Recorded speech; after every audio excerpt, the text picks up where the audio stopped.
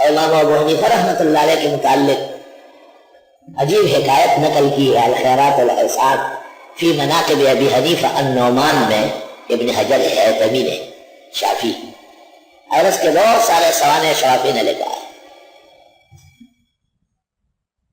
عقود الجمان بھی شافی نے لکھی ہے فی مناقب ابی حنیفہ النعمان, اور تبییض الصحیفہ فی مناقب ابی حنیفہ جلال الدین سیوطی شافی نے لکھی. المیزان الکبریٰ میں امام الاولیاء والعلماء عبد الوہاب شعرانی نے پیغمبر کے ساتھ قریب ترین خطبہ ابو حنیفہ کا ظاہر کیا اور فرمایا اس میں کوئی شک نہیں کہ امام صاحب اقرب الی الرسول. دونوں نے کسی نے 2-3 عالمیوں کا نام لیا, ابن الجوینی کا اور ابن الحرمین کا, فلاں کا کہ جی وہ تو امام صاحب سے کے بارے میں چروادادی کا ایسا ایسا کہتے ہیں. تو عبد الوہاب شعرانی نے کہا ہم اطفال و ابو حنیفہ رجل من الرجال, ہم قطرات و رشاش و ابو حنیفہ بحر زخار, امام هذه الامہ و فقیہا. یہ کون ہے؟ تو ننھے منھے سارے چھوٹے چھوٹے قطرے, امام صاحب تو امام اعظم ہے. دیکھیے المیزان الکبریٰ امام عبد الوہاب شعرانی کی آخری حصہ 187 صفحہ. اور یہی جگہ میں نے امین اکاڑا کو پھر اسٹیٹ کر کے دیا, وہ ایسے جھومتے تھے واہ واہ واہ.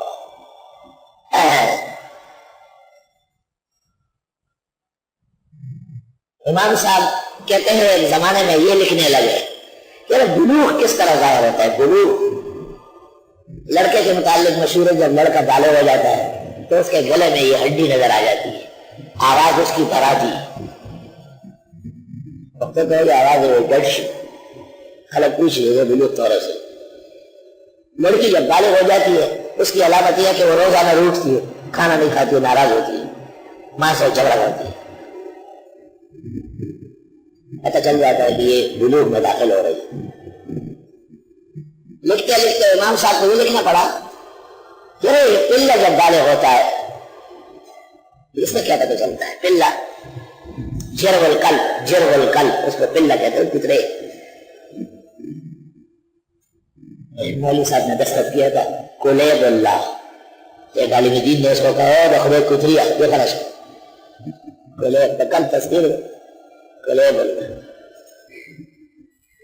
اور شاہ حضرت اقدس امام الخطابہ فخر اشیاء حضرت مولانا تعالی شاہ بخاری رحمۃ اللہ علیہ, وہ امیر شریعت بھی تھے اور امیر البیان بھی تھے. کہیں سفر کر رہے تھے, ایک آدمی بیٹھا ہوا تھا. شاہ صاحب نے پوچھا کیا نام ہے؟ اس نے کہا قلب علی.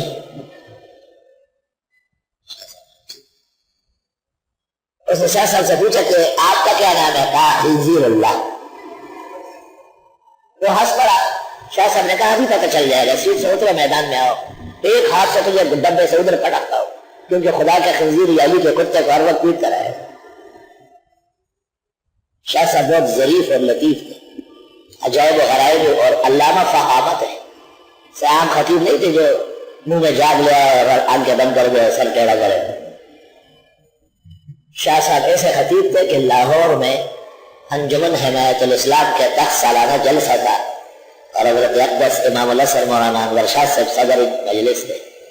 مولانا تعالی شاہ صاحب مرزائیت پر تقریر کر رہے تھے, موج میں آ گئے.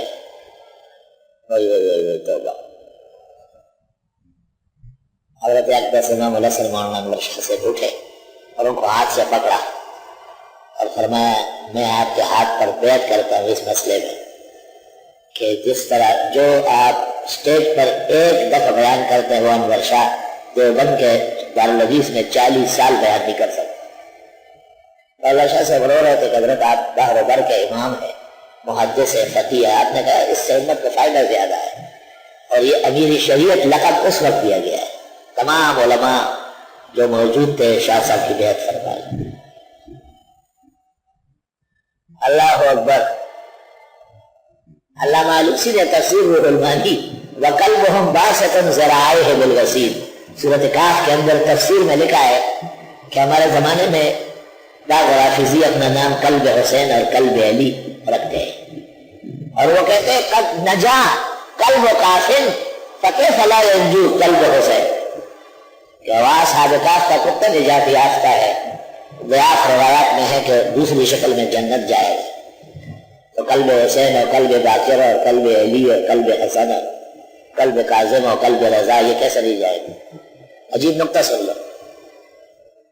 اللہ والی سی بغدادی رحمۃ اللہ علیہ لکھتے ہیں کہ کوئی شک نہیں اگر حضرت حسین رضی اللہ عنہ یا حضرت حسن مجتبی یا حضرت علی حیدر کرار تسلیم کر لے کہ یہ ان کے کتے تو بے شک جنت جانا چاہیے، ولیکنہم لا یتسلمون لانہم مجانین وعقول، وہ نہیں مانیں گے، یہ باول ہے، نہیں سمجھ آئے کچھ بھی ایسے باتیں تک کرتے ہیں۔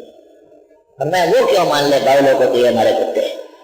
قاعدہ یہ ہے کہ مجنون اور پاگل کتے کو آقا خود قتل کرتا ہے، یہ فقہ میں مسئلہ لکھا ہے، مالک کو پہلے پتہ چلتا ہے کہ کتا پاگل ہو گیا ہے، لہٰذا وہ دوسروں کو ڈسے گا، کاٹے گا، نقصان پہنچائے گا، مالک کا فرض بنتا ہے کہ وہ پہلے اس کو گولی مار دے۔